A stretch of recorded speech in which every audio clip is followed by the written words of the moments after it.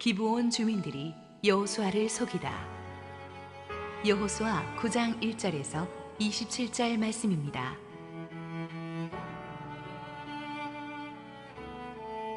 이 일 후에 유단 서쪽 산지와 평지와 레바논 앞 대해 연안에 있는 헷사람과 아모리 사람과 가나안 사람과 브리스 사람과 히윗 사람과 여부스 사람의 모든 왕들이 이 일을 듣고 모여서 일심으로 여호수아와 이스라엘에 맞서서 싸우려 하더라. 기브온 주민들이 여호수아가 여리고와 아이의 행한 일을 듣고 꾀를 내어 사신의 모양을 꾸미되 헤어진 전대와 헤어지고 찢어져서 기운 가죽 포도주 부대를 나귀에 싣고 그 발에는 낡아서 기운 신을 신고 낡은 옷을 입고 다 마르고 곰팡이가 난 떡을 준비하고 그들이 길갈 진영으로 가서 여호수아에게 이르러 그와 이스라엘 사람들에게 이르되 우리는 먼 나라에서 왔나이다. 이제 우리와 조약을 맺읍시다 하니 이스라엘 사람들이 히윗 사람에게 이르되 너희가 우리 가운데에 거주하는 듯하니 우리가 어떻게 너희와 조약을 맺을 수 있으랴 하나 그들이 여호수아에게 이르되 우리는 당신의 종들이니이다 하매 여호수아가 그들에게 묻되 너희는 누구며 어디서 왔느냐 하니 그들이 여호수아에게 대답하되 종들은 당신의 하나님 여호와의 이름으로 말미암아 심히 먼 나라에서 왔사오니 이는 우리가 그의 소문과 그가 애굽에서 행하신 모든 일을 들으며 또 그가 요단 동쪽에 있는 아모리 사람의 두 왕들 곧 헤스본 왕 시온과 아스타롯에 있는 바산 왕 옥에게 행하신 모든 일을 들었음이니이다. 그러므로 우리 장로들과 우리나라의 모든 주민이 우리에게 말하여 이르되 너희는 여행할 양식을 손에 가지고 가서 그들을 만나서 그들에게 이르기를 우리는 당신들의 종들이니 이제 우리와 조약을 맺읍시다 하라 하였나이다. 우리의 이 떡은 우리가 당신들에게로 오려고 떠나던 날에 우리들의 집에서 아직도 뜨거운 것을 양식으로 가지고 왔으나 보소서 이제 말랐고 곰팡이가 났으며 또 우리가 포도주를 담은 이 가죽 부대도 새 것이었으나 찢어지게 되었으며 우리의 이 옷과 신도 여행이 매우 길었으므로 낡아졌나이다 한지라. 무리가 그들의 양식을 취하고는 어떻게 할지를 여호와께 묻지 아니하고 여호수아가 곧 그들과 화친하여 그들을 살리리라는 조약을 맺고 회중 족장들이 그들에게 맹세하였더라. 그들과 조약을 맺은 후 사흘이 지나서야 그들이 이웃에서 자기들 중에 거주하는 자들이라 함을 들으니라. 이스라엘 자손이 행군하여 셋째 날에 그들의 여러 성읍들에 이르렀으니 그들의 성읍들은 기브온과 그비라와 브예롯과 기럇여아림이라. 그러나 회중 족장들이 이스라엘의 하나님 여호와로 그들에게 맹세했기 때문에 이스라엘 자손이 그들을 치지 못한지라. 그러므로 회중이 다 족장들을 원망하니 모든 족장이 온 회중에게 이르되 우리가 이스라엘의 하나님 여호와로 그들에게 맹세하였음즉 이제 그들을 건드리지 못하리라. 우리가 그들에게 맹세한 맹약으로 말미암아 진노가 우리에게 임할까 하노니 이렇게 행하여 그들을 살리리라 하고 무리에게 이르되 그들을 살리라 하니 족장들이 그들에게 이른 대로 그들이 온 회중을 위하여 나무를 패며 물을 깃는 자가 되었더라. 여호수아가 그들을 불러다가 말하여 이르되 너희가 우리 가운데 거주하면서 어찌하여 심히 먼 곳에서 왔다고 하여 우리를 속였느냐. 그러므로 너희가 저주를 받나니 너희가 대를 이어 종이 되어 다 내 하나님의 집을 위하여 나무를 패며 물을 깃는 자가 되리라 하니 그들이 여호수아에게 대답하여 이르되 당신의 하나님 여호와께서 그의 종 모세에게 명령하사 이 땅을 다 당신들에게 주고 이 땅의 모든 주민을 당신들 앞에서 멸하라 하신 것이 당신의 종들에게 분명히 들리므로 당신들로 말미암아 우리의 목숨을 잃을까 심히 두려워하여 이같이 하였나이다. 보소서, 이제 우리가 당신의 손에 있으니 당신의 의하에 좋고 옳은 대로 우리에게 행하소서 한지라. 여호수아가 곧 그대로 그들에게 행하여 그들을 이스라엘 자손의 손에서 건져서 죽이지 못하게 하니라. 그날에 여호수아가 그들을 여호와께서 택하신 곳에서 회중을 위하며 여호와의 제단을 위하여 나무를 베며 물을 깃는 자들로 삼았더니 오늘까지 이르니라. 할렐루야. 우리 하나님께 감사와 영광의 박수를 올려드리겠습니다. 지는 듯한 무더위가 순식간에 물러가고 우리 태풍이 비껴가면서 이제 가을이 성큼 우리 앞으로 다가온 것 같습니다. 여러분 인생의 무더위도 순식간에 물러가고 축복의 가을이 인생 위에 도래하기를 축원합니다. 우리 함께 한번 기도하시고 하나님 말씀 보겠습니다. 사랑하는 아버지, 은혜 감사합니다. 우리의 지치고 상한 속마음을 주님 다 아시오니 하나님의 은혜로 오늘 시원하게 씻어주시고 회복시켜 주옵소서. 부족한 종을 가리시고 온전히 주님만 영광 받으시옵소서. 예수님 이름으로 기도했습니다. 아멘. 제2차 세계대전 당시에 미국과 영국을 주축으로 한 서방의 연합군들은 소련의 스탈린과 손을 잡게 되었습니다. 많은 사람들이 충격을 받았습니다. 왜냐하면 스탈린은 수십만이 넘는 자국민들을 붉은 혁명으로 잔인하게 숙청한 공산주의 국가의 무자비한 독재자였기 때문입니다. 그러나 나치 독일과 군국주의 일본이라는 막강한 적을 물리치기 위해서 어쩔 수 없는 선택이었습니다. 당시 전황이 너무 급했기 때문에 미국의 루즈벨트 대통령은 이 다리를 건널 수만 있다면 악마와도 손을 잡겠다고 하면서 스탈린과의 연합 전선을 정당화했습니다. 그렇지만 그것은 너무나 위험한 동거였습니다. 2차 대전은 연합군의 승리로 끝났지만 스탈린의 소련은 순식간에 동유럽과 중국, 중남미 곳곳으로 세력을 확장시켜 갔습니다. 60년대 초반에는 레닌이 예언했던 대로 세계 지도의 3분의 1이 붉은 깃발로 물들일 정도로 공산화의 번지는 속도는 빨랐습니다. 우리 인생에서도 보면 당장 눈앞의 난국을 타개하기 위해서 손을 잡지 말아야 될 상대와 손을 잡았다가 나중에 가슴을 치며 후회하게 되는 경우들이 있습니다. 당장 상황이 너무 어려우니까 그랬겠죠. 또 상대의 속임수가 너무 그럴듯해서 그랬겠죠. 어쨌든 그렇게 시작한 위험한 동거로 인해 나중에 대가를 치르게 되는 경우가 많습니다. 지혜와 능력의 사람 여호수아도 오늘의 본문에서 보면 바로 그런 실수를 저지르고 있습니다. 지난주에 우리는 아이성 전투 직후에 여호수아와 이스라엘 백성들이 에발산 앞에 가서 말씀을 들으며 영적인 하프타임을 가지는 것을 보았습니다. 가나안 전쟁 초반기에 하나님은 이스라엘에게 영적 숨고르기를 시킨 것입니다. 우리는 항상 이렇게 하나님의 임재 앞으로 와서 말씀과 기도로 우리의 심신을 다시 한번 새롭게 하면서 새로 일어날 필요가 있습니다. 이 영적 하프타임을 제대로 가지면 우리의 내면 세계가 강하고 풍성해져서 어떠한 세상의 시련도 이겨낼 힘이 생깁니다.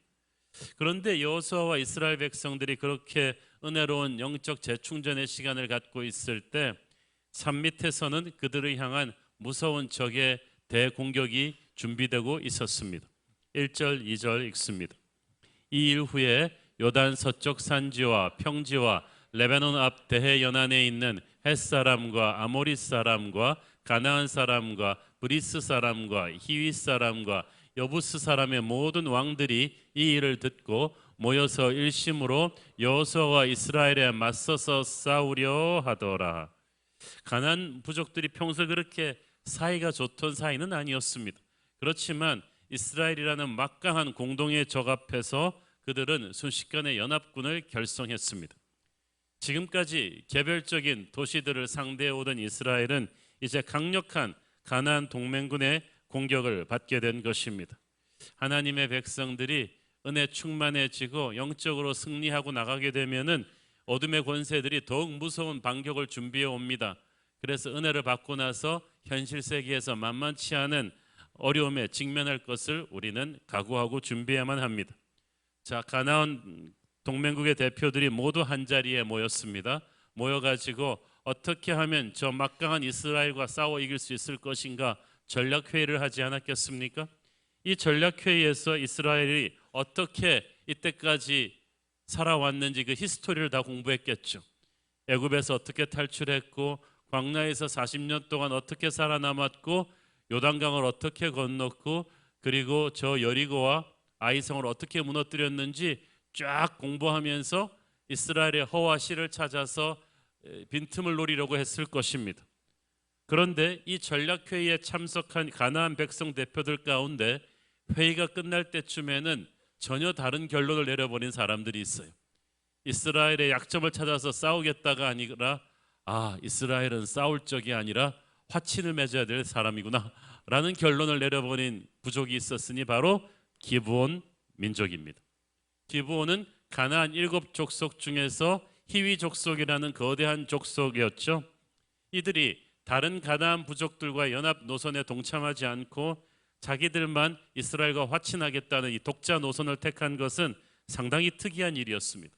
이것이 가능했던 것은 기브온이 다른 가나안 왕국들처럼 1인 독재 체제, 왕정 체제가 아니고 장로들이나 평의원들에 의한 민주 절차로 결정되는 정치 체제를 가지고 있었기 때문입니다. 3절에 보면 한 명의 왕이 아닌 기브온 주민들이 의논해서 결정했다고 되어 있고 11절에도 보면 우리의 장로들과 우리의 모든 주민들이 이 화친 조약을 결정했다고 되어 있습니다. 그 당시 고대 중동의 1인 독재 체제의 왕들은 쓸데없는 자존심이 세서 무모한 전쟁으로 자기 백성들을 파멸해 몰아넣는 경우가 많았습니다. 그렇지만 기브온은 그런 왕이 잡고 있는 나라가 아니라 지혜 있는 원로들이 모여서 합리적인 의견 교환을 통해서 최종 결정을 도출해내는 체제였기 때문에 무모하지 않았어요. 그래서 이스라엘과 정면 승부보다는 화친해야 된다는 결론에 도달하게 되었습니다. 한 가지 우리가 숙지해야 될 것은 이 기브온이 결코 연약한 국가가 아니었다는 사실이에요. 힘이 있는 나라였어요. 여호수아서 10장 2절을 보십시오. 크게 두려워하였으니 이는 기브온은 왕도와 같은 큰 성읍이며 아이보다 크고 그 사람들은 다 강함이라. 영어 성경에 보니까 Its men were good fighters. 주민들은 전부 다 무서운 전사들이었다고 했어요. 적어도 이스라엘에게 패배의 쓰라림을 안겨주었던 아이성보다도 강한 전투력을 가진 곳이었어요. 그런데 이렇게 강한 도시 사람들이 왜 싸워보지도 않고 화친하겠다는 결론을 내렸을까요? 강자만이 강자를 알아보기 때문이죠. 막강한 군사력을 가진 기브온이었기 때문에 자신들의 힘으로는 결코 넘을 수 없는 이스라엘의 저력을 실감했습니다. 이건 넘사벽이구나, 안 되겠구나 결론을 낸 거예요. 무조건 싸우는 것만이 인생의 능사는 아니죠. 냉정하게 현실을 직시하고 자존심이 상해도 싸우지 말아야 될 때는 싸우지 않는 것이 자기와 백성을 살리는 길입니다. 그런 의미에서 기브온의 지도자들이 감정에 휘둘리지 않고 판단 잘한 거죠. 자, 어떻게든지 이제 이스라엘과 싸우지 않고 화친해야 된다는 결론을 내린 것까지는 좋았는데 이것을 실행에 옮기는 것이 보통 일이 아니에요. 왜냐하면 이스라엘은 화친하겠다고 가나안 땅으로 들어온 민족이 아니에요. 이미 아이성과 여리고성을 잿더미로 만들면서 가나안 전체 민족을 진멸하겠다는 그런 민족이란 말이에요. 이들이 쉽게 기브온과 화친하려 할 리 만무했습니다. 그래서 기브온은 첩보전에 들어갔어요. 뭔가 빈틈이 있을 것이다. 그래서 모든 정보원을 풀어서 이스라엘에 대해서 샅샅이 연구를 하다가 기가 막힌 정보를 하나 끄집어냅니다. 이스라엘 민족을 움직이는 정신적인 나침판인 모세의 율법이라는 것이 있다더라. 그래? 그러면 그거 한번 사본 하나 누가 가지고 와봐라. 그래가지고 신명기 모세의 율법을 다 갖고 와서 연구하다가 아주 중요한 정보를 발견했어요. 신명기 20장 10절 20절에 보면 하나님께서는 이스라엘로 하여금 가나안에 들어가서 모든 민족을 진멸하게 하셨지만 예외가 있었어요. 가나안에서 멀리 떨어진 성들과는 화친해도 좋다고 하셨어요. 왜 그랬냐 하면 가나안 근교에 있는 성들은 화친해서 만약 같이 살게 되면 그들이 우상 숭배로 이스라엘을 타락시킬 걸 하나님이 염려하셨어요. 그래서 가나안 땅에 들어가서 모든 민족은 멸절시키되 멀리 있는 성들과는 화친해도 좋다는 예외 조약을 둔 거예요. 이 중요한 정보를 접하고 기브온이 무릎을 친 거예요. 처음에는 좀 난감했죠. 왜냐하면 기브온은 여기 들어가지 않거든요. 기브온이 있는 것은 이스라엘의 군영이 있는 길갈에서 불과 40km, 그냥 병사들이 행군하면 이틀이면 올 수 있는 그런 가까운 데 있었기 때문에 기브온도 사실은 이스라엘의 진멸 대상이에요. 정석대로 하자면. 그렇지만 기브온 지도자들은 이것을 역이용할 기가 막힌 아이디어를 냅니다. 그러면 우리가 멀리서 온 것처럼 위장하면 될 거 아니냐. 그래가지고 헐리우드 배우 뺨치는 위장술을 시작합니다. 이스라엘로 보낼 사신들을 뽑는데 먼 외국 땅에서 온 사신들처럼 보이기 위해서 헤어진 옷과 전대와 의복과 닳아버린 신발과 노덕노덕 낡은 가죽 포도주 부대와 곰팡이 난 떡을 딱 준비합니다. 누가 봐도 이거는 멀리서 온 나그네처럼 보이도록. 저는 참 하나님을 안 믿는 사람들이긴 하지만 이 기브온을 좀 칭찬해주고 싶어요. 이 치밀한 정보력, 이 담대함에 감탄을 금치 못하겠습니다. 이스라엘은 오히려 자신들의 적인 기브온에 대한 정보가 거의 전무했는데 반해서 기브온은 이스라엘을 움직이는 정신적인 지렛대인 모세의 율법까지 다 공부해 놓은 거예요. 빈틈을 찾았어요. 정보력에 있어서 한 발 앞섰을 뿐 아니라 분명히 자기들한테 불리한 정보인데도 그것을 역이용하는 기지와 담대함이 있었던 거예요. 적어도 기브온은 살아남기 위해서 필사적인 노력을 한 것입니다. 교회가 세상을 변화시켜야 될 사명을 가지고 있죠. 그러면 우리가 변화시켜야 될 세상에 대해서 연구하고 이렇게 준비를 해야 될 텐데, 뜻밖에도 세상은 교회에 대해서 잘 아는데 교회가 세상에 대해서 잘 몰라요. 연구하고 공격 준비를 하지를 않아요. 기브온은 이스라엘에 대해서 필사적으로 파악을 했는데 이스라엘은 정복하라는 기브온에 대해서 잘 연구가 안 돼 있었어요. 기브온은 살기 위해서 필사적이었는데 이스라엘은 그렇게 강한 경계망을 펴고 있지 않았습니다. 이 차이가 앞으로 다가올 치명적인 실수의 단초가 되었습니다. 예수님께서도 예수 믿지 않는 기브온 같은 세상 사람들의 필사적인 부지런한 이 명민함에 대해서 칭찬하신 적이 있습니다. 누가복음 16장 8절, 이 세대의 아들들이 자기 시대에 있어서는 빛의 아들들보다 더 지혜로움이니라.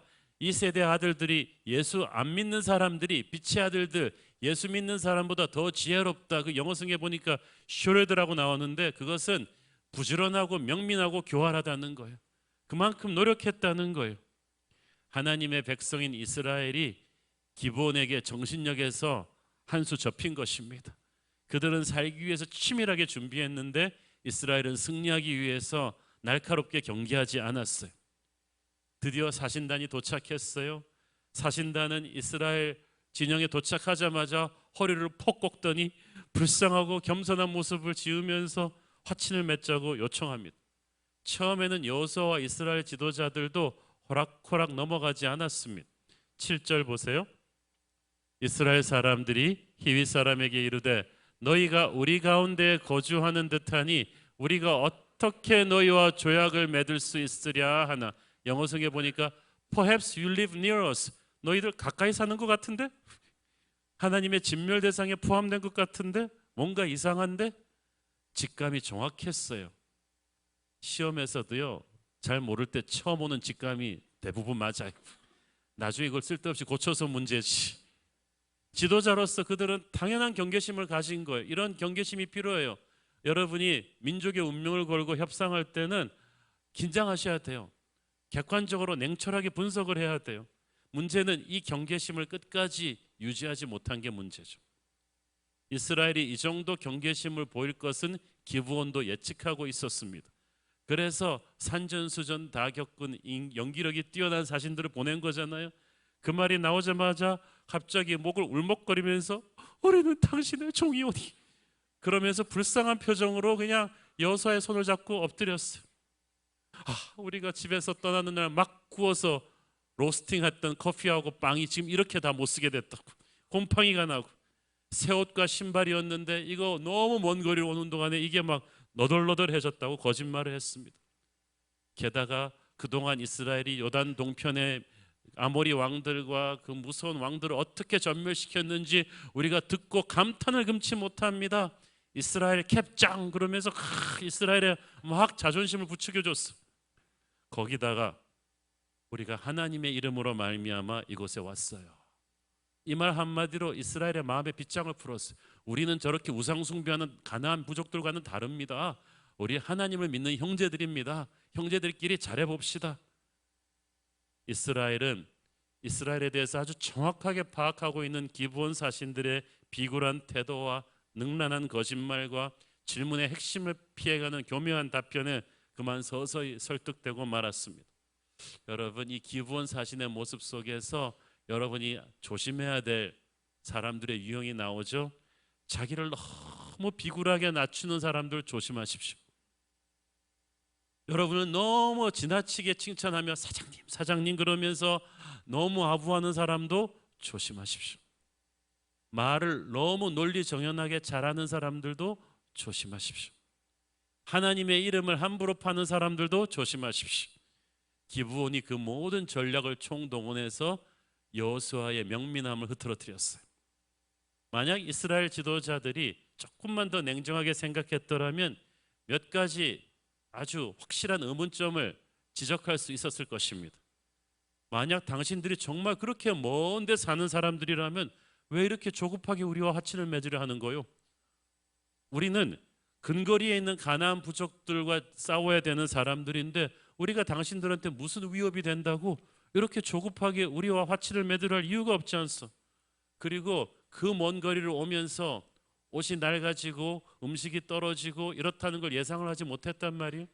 사절단이라면 당연히 가장 최고의 모습을 상대에게 보여야 될 텐데 아니 갈아입을 옷도 안 갖고 왔나? 음식이 떨어질 거 예상 못하고 중간 상인한테 공급받을 준비도 안 해왔단 말인가? 이에 대한 대비책도 안 세우고 떠나는 사절단이 어디 있단 말이요? 이런 질문들을 할 수 있었을 텐데 이스라엘 지도자들은 이미 마음의 빗장이 다 풀어져 있었어요. 너무 쉽게 화친 문서에 도장을 찍어주고 말았습니다. 여러분, 명민한 여호수아와 이스라엘 지도자들이 왜 이렇게 끝까지 경계심을 유지하지 못하고 어이없이 기브온 사신들에게 속아 넘어가게 되었을까요? 우리는 제3자의 입장에서 이거 너무 쉽게 속았다고 생각하지만요. 첫째, 여기에는 이스라엘 민족이 지금 겪고 있는 인간적인 외로움과 불안감이 큰 요소로 작용했을 것입니다. 애굽에서 노예 생활 400년, 광야 생활 40년, 그리고 가나안 땅에 들어와서 전쟁 치르면서 보낸 이 시간 동안에 이스라엘이 그 어떤 민족으로부터도 나이스한 대접을 받은 적이 없어요. 애굽에 있을 때는 애굽인들한테 짐승처럼 무시받았죠. 광야 생활할 때는 아멜렉한테 급습당하고 에돔 민족한테 길을 거절당하고 하여튼 간에 온갖 구박과 무시와 천대와 적대시하는 대접을 받으면서 살아왔어요. 유대인들은 지금도 2000년 동안 유대인이라는 이유로 전 세계에서 집시처럼 왕따를 당하고 핍박받았어요. 가나안 땅에 들어와서 이렇게 피곤하고 외로운 하루하루를 살았던 이스라엘에게 갑자기 친구가 되겠다는 사람들이 덜컥 찾아온 거예요. 게다가 먼 지방에서 찾아왔기 때문에 하나님이 진멸하라고 하신 가나안 족속들 리스트에도 없어. 그것도 하나님의 이름으로 왔다고 하면서 같은 신앙이라고 해요. 그것도 아주 불쌍해 보여요. 그리고 이스라엘에서의 광야의 승리를 막 높여주면서 종이 되겠다고 굽신굽신해요. 겸손하고 따뜻하단 말이에요. 이런 사람들이 화친을 맺자는데 우리같이 외롭고 힘든 처지에 화친을 맺은들 어떠하리? 긴장이 확 풀린 거예요. 여러분 이해가 되시죠?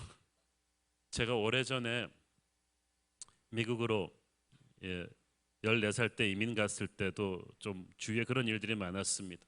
어린 나이에 미국으로 이민 간 교포 청소년들이나 유학생들이 종종 현지 백인이나 멕시칸 흑인 갱에 들어가서 어울리다가 마약, 동성애, 폭력, 절도 같은 범죄 행위에 휩쓸리는 경우가 많았습니다. 그렇게 해서 경찰에 체포돼서 막 신문에 대서특필되는 경우가 있었어요. 순수하고 착했던 한국 애들이 왜 그렇게 됐을까요? 그들은 범죄가 좋아서 한 게 아니라 외로워서 들어간 거예요. 낯선 미국 땅에 와서 말도 안 통하고 문화도 낯선데 부모는 다 가서 일만 하고 있고 그러는데 갑자기 어떤 미국 애들이 와갖고 따뜻하게 대해준다는 말이야. Hey brother 그러면서 탁 안아주면 게임 끝입니다. 많은 갱들이 자기들의 조직을 패밀리라고 부르는 이유가 그거예요. 다 외롭고 힘든 청소년들을 새로운 가족에 넣어주는 거예요. 그들은 외롭지 않기 위해서 들어가다가 범죄자가 된 것입니다. 외로움을 이기기 위해서 잡지 말아야 될 손을 잡았다가 그렇게 된 거예요. 하나님의 사람들도 세상 살다 보면 외롭고 힘들 때가 있죠. 왜냐하면 인간은 사회적인 존재이기 때문에 아무리 하나님을 믿어도 세상에서 왕따 당하고 싶지 않아요. 세상의 친구들로부터도 좀 외로움을 해소하고 싶은 그런 마음이 우리 안에 은근히 있기 때문에 마귀가 항상 결정적인 순간에 그걸 역이용합니다. 그래 외로우니까 손을 잡아. 저는 오래전에 유학 가서 외롭고 힘들다고 기도도 해보지 않고 너무나 쉽게 처음 다가온 좀 잘해주는 남자랑 덜컥 결혼했다가 두고두고 후회한 자매를 상담해 준 적이 있습니다. 여러분 외롭고 힘들 때 여러분에게 내밀어주는 따뜻한 손을 조심하십시오. 아무 손이나 붙잡으면 안 돼요. 그러면 기브온의 손을 너무 쉽게 잡았던 이스라엘처럼 나중에 땅을 치고 후회하게 됩니다. 외로워도 주님의 손을 잡고 견디셔야지 외로움의 대안으로 이상한 손을 잡으면 큰일 나는 거예요. 두 번째로 이스라엘이 기브온에게 속아 넘어간 이유는 눈에 보이는 객관적인 정황으로 상황을 판단했기 때문입니다. 이스라엘의 CSI 팀이 기브온 사절단을 낱낱이 탐색했어요. 곰팡이가 쓴 빵 조각, 누더기처럼 변해버린 낡은 가죽 부대, 낡아해진 옷과 신발, 남루하고 초라한 물건과 행색을 쫙 다 스터디한 뒤에 그리고 그들의 깜짝 같은 연기력에 넘어가서 여호수아에게 보고했겠죠. 객관적인 정황을 탐색한 결과 아무 문제 없습니다. 이건 전문가들의 말이고 과학적인 말이에요. 여러분 범죄자들일수록요 사기꾼들일수록 알리바이가 정확해요. 논리가 정확해요. 그래서 노련한 형사들은 알리바이가 너무 완벽하면 의심 안 되잖아요. 너무 쉽다고 생각할 때 조심하십시오. 너무 논리적이고 매끈할 때 조심하십시오.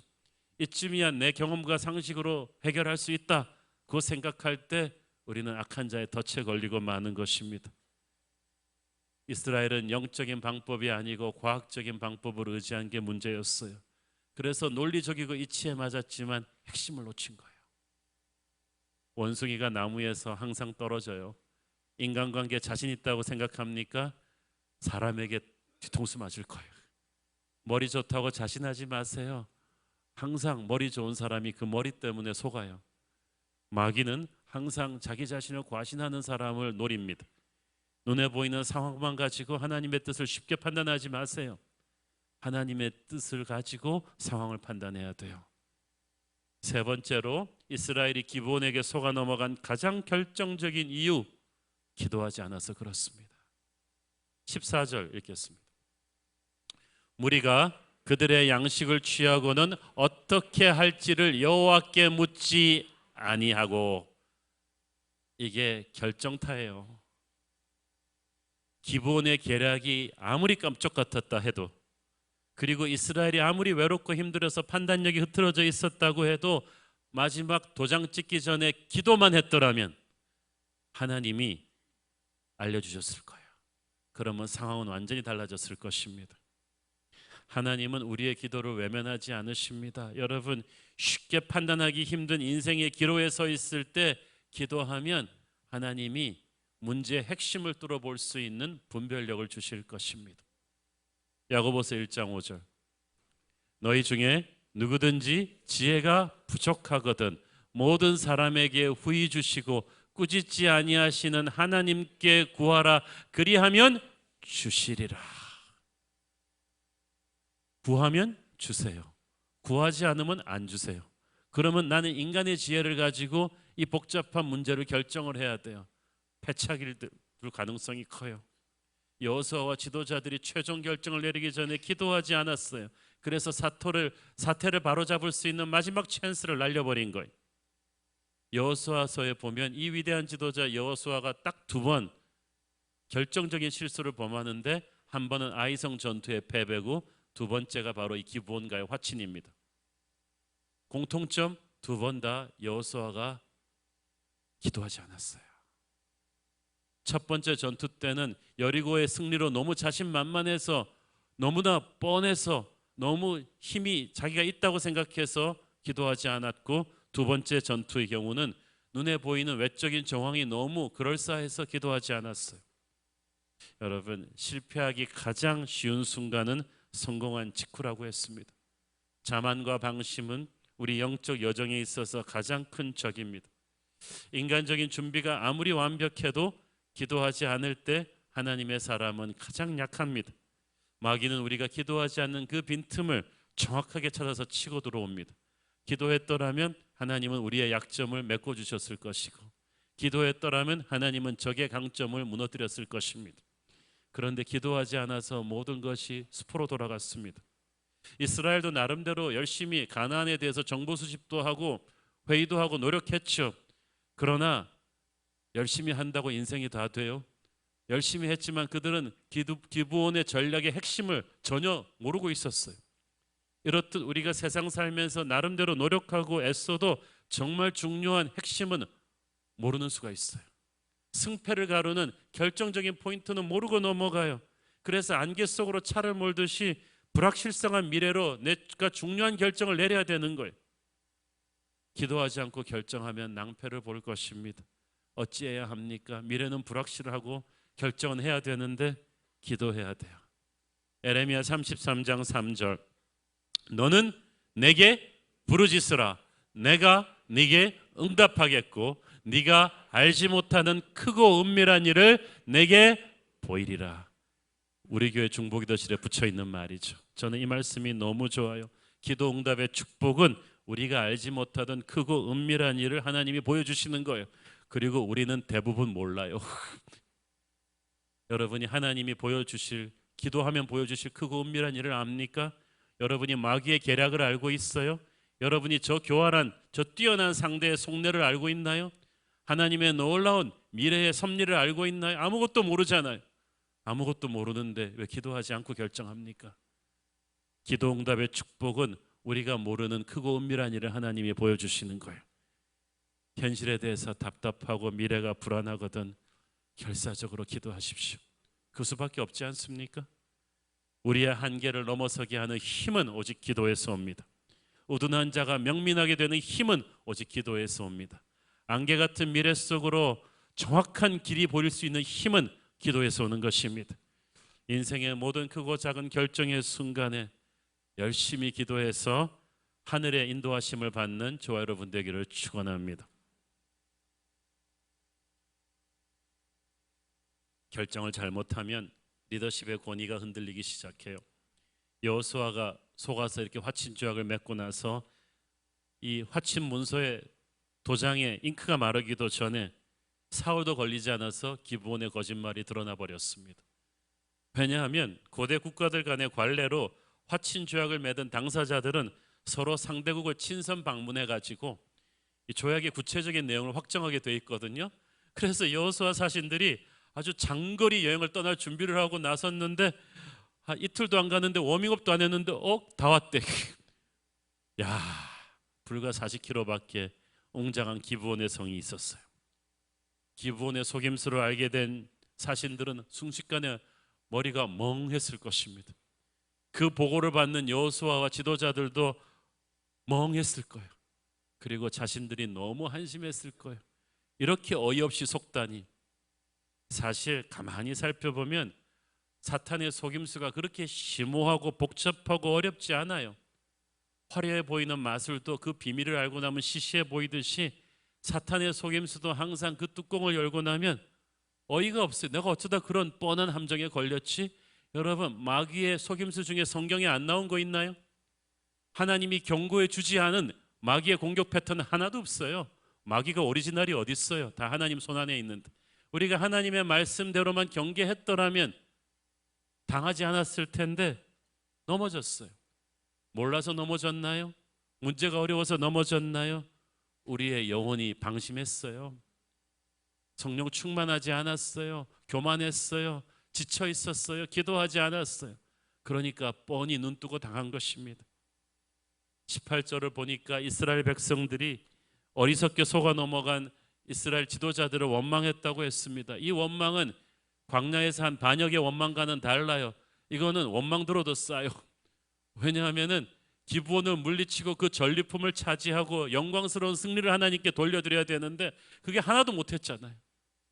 여러분, 지도자가 적에게 속아서 물리쳐야 될 적을 물리치지 못하면 영적인 승리의 영광을 백성들이 누리지를 못해요. 그러면 다들 화가 나죠. 그러면 영적 권위가 떨어지는 거야. 이 기브온과의 화치는 정말 너무나 큰 아픔을 이스라엘 전체에게 안겨주었습니다. 자, 그런데 이미 엎질러진 물입니다. 여호수아는 이제부터 이 사태를 수습해야 하면 되는 거예요. 중요한 것은 비록 기브온 백성들에게 속아서 화친 조약을 맺었다 할지라도 이 화친 조약을 다시 엎을 수 없었어요. 왜냐하면 이 화친 조약을 이스라엘 백성들이 화친할 때에는 여호와 하나님의 이름으로 하거든요. 그리고 너희들에게 평화를 주겠다고 했을 때는 여호와 하나님의 말씀을 대언한 거예요. 그렇기 때문에 이 말씀은 되돌릴 수 없어요. 그래서 하나님의 백성들이 약속을 할 때 조심해야 되고요, 언약을 할 때 조심해야 되는 거예요. 하나님이 얼마나 한번 뱉으신 말씀을 소중히 생각하는 분이십니까? 이사야서 55장 11절 말씀 보세요. 내 입에서 나가는 말도 이와 같이 헛되이 내게로 되돌아오지 아니하고 나의 기뻐하는 뜻을 이루며 내가 보낸 일에 형통함이니라. 여러분이 하나님의 말씀을 받아서 전했으면 이제 그 말씀은 되돌릴 수 없어요. 반드시 하나님의 기뻐하신 뜻을 이루기까지 살아 우리 안에 역사해야 되는 거예요. 그래서 하나님의 백성이 자기 말에 책임을 져야죠.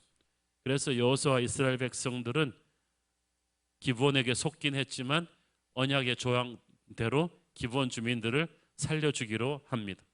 그런데 그냥 살려줘서 같이 살 경우 이 기브온 주민들의 가나안의 우상을 또 그들 안에 퍼뜨릴 위험이 있단 말이에요. 그래서 특단의 조치를 취합니다. 21절 23절 읽습니다.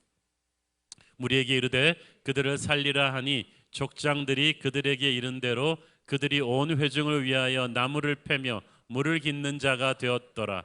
여호수아가 그들을 불러다가 말하여 이르되 너희가 우리 가운데에 거주하면서 어찌하여 심히 먼 곳에서 왔다고 하여 우리를 속였느냐. 그러므로 너희가 저주를 받나니 너희가 대를 이어 종이 되어 다 내 하나님의 집을 위하여 나무를 패며 물을 깃는 자가 되리라 하니. 자, 이스라엘 족장들은 기브온 백성을 살려주는 대신에 이스라엘을 위해서 나무를 패며 물을 깃는 종으로 삼겠다고 했는데 여호수아는 여기다 하나 더 얹어서 내 하나님의 집 성전을 위해서 나무를 패며 물을 깃는 자가 될 거라고 했어요. 이게 왜 그러냐 하면 어차피 하나님 앞에서 한 맹세를 지키기 위해서 기브온을 살려야 한다면 이들이 이스라엘을 타락시키기 전에 이스라엘이 그들을 성화시키게 하자는 것이 여호수아의 의도였어요. 그래서 특히 하나님의 성소를 섬기는 일을 하게 되면 원튼 원하지 않든 계속 제사장과 하나님의 사람들에게 말씀과 기도를 배우고 예배를 배우게 돼 있어요. 그래서 거룩한 영향력을 받게 돼 있는 거예요. 그래서 여호수아는 그들이 우리를 타락시키기 전에 우리가 그들을 성화시켜야 된다. 그 거룩한, 어떻게 보면 위험한 도박을 한 거죠. 그렇지만 수백 년 세월이 흐르면서 하나님께서는 모든 것이 합력하여 선을 이루게 하셨습니다. 여호수아의 계획이 성공했어요. 기브온이요, 이스라엘 안에 살면서 어떻게 됐냐면 이스라엘의 예배를 관장하는 이 레위 지파 있죠. 그 레위 지파의 성읍이 기브온 영토에 있었어요. 그리고 나중에 솔로몬 왕이 되어서 왕국 전체를 대표해서 하나님께 예배를 드리는 1000번제를 드릴 때 그 장소 또한 기브온의 땅이었어요. 그리고 훗날 이스라엘이 망하고 성전도 무너지고 바벨론의 포로로 많이 끌려갔을 때 포로 생활 70년 뒤에 귀환한 무리들 중에 500명의 기브온 사람들이 돌아왔어요. 자기들은 돌아와봤자 종이 될 것이면서도 굳이 돌아와서 다시 성전을 짓는 일에 동참했어요. 이 모든 역사가 무엇을 의미합니까? 기브온 사람들이 처음에는 살기 위해서 거짓말하고 이스라엘 안에 살게 되었지만 그래서 마지못해 하나님의 성소에서 나무를 패고 물을 깃는 종의 일을 하면서 점점 진짜 하나님을 믿는 신앙인이 된 거예요. 하나님의 백성들이 된 거예요. 거룩해져 간 거예요. 탈북한 태영호 공사의 이야기를 들어보면 평양에 봉수교회 있잖아요. 그거 북한의 선전용 교회라 그래가지고 한국의 목사님들 갈 때마다 이거는 가짜 신자들이다 그랬죠. 진짜 가짜 신자들이었대요.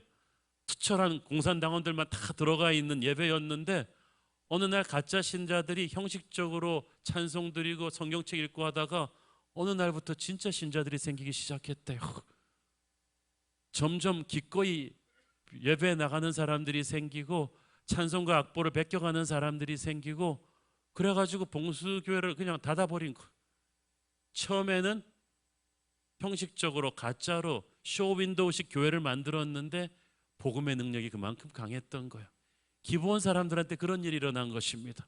그래서 세월이 흐르면서 진짜 하나님의 성소를 사랑하는 하나님의 백성으로 거듭나게 된 거예요.